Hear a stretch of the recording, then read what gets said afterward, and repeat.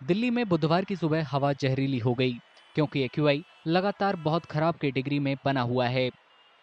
पिछले 2 दिनों से प्रदूषण का स्तर इतना बढ़ गया है कि लोगों की परेशानियां काफी बढ़ गई हैं। सोमवार सुबह 9 बजे इसकी रीडिंग 373 और मंगलवार को 384 दर्ज की गई।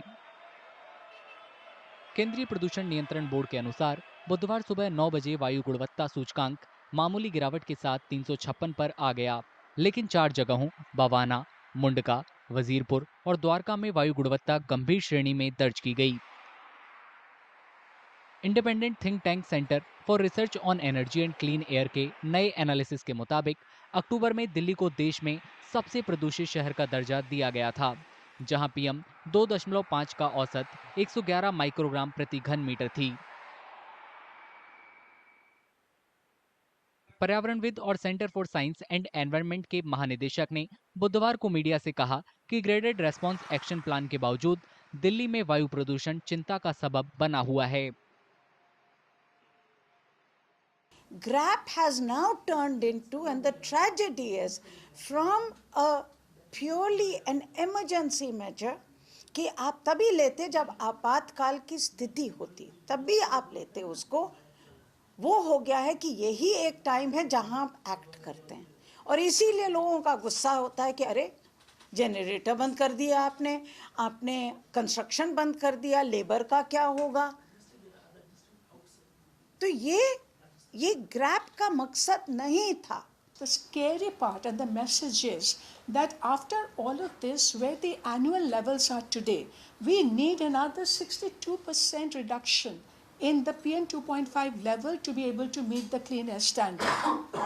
So, agar, even after shutting down coal power plants and doing CNG, phasing out old vehicles, all of that, we have been able to reduce, but those were not small measures. Now imagine what more will you do and how aggressive that needs to be for that 62% cut. सीआरईए analysis से पता चला कि अक्टूबर में देश के top 10 प्रदूषित शहर दिल्ली में हैं। सीएससी के अनुसार इसका शुरुआती कारण पिछले कुछ सालों में वाहन प्रदूषण के स्तर में वृद्धि है।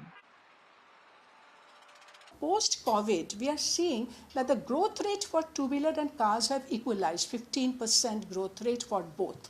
You know, earlier the two-wheeler growth rate was higher than cars. Now it is equalized. Now just understand, especially knowing as the national data shows that we are shifting more towards SUVs and big vehicles now. Okay. Now, so therefore, on an average, you are using, but very interesting study that we have here, which is also saying that on a daily basis, about 1.1 million vehicles enter and leave Delhi. So it is just not what you have registered. But imagine if so many vehicles are entering Delhi every day, then what it is doing to us. केंद्रीय प्रदूषण नियंत्रण board के अनुसार मंगलवार को दिल्ली में prominent pollutant PM 2.5 और PM 10 थे। पीएम 2.5 उन बारीक कणों को कहते हैं जो श्वसन प्रणाली में जाकर स्वास्थ्य समस्याओं को बढ़ा सकते हैं। इसी तरह पीएम 10 उन छोटे कणों को कहते हैं जो धूल, पराग, गाड़ियों से निकलने वाले धुएं और औद्योगिक प्रदूषण से जुड़ा है, जिसका व्यास 10 माइक्रोमीटर या उससे कम होता है। ये पॉल्यूटेंट सांस संबंधी समस्याएं पैदा कर सकते हैं, जिनसे अस्थमा, ब्रोंकाइटिस सहित सांस संबंधी दूसरे रोग हो सकते हैं। वायु गुणवत्ता मैनेजमेंट के लिए बनाई गई केंद्र की डिसीजन सपोर्ट सिस्टम के अनुसार मंगलवार को दिल्ली के प्रदूषण में गाड़ियों के धुएं का बहुत बड़ा रोल था, जो लगभग 10.7% था।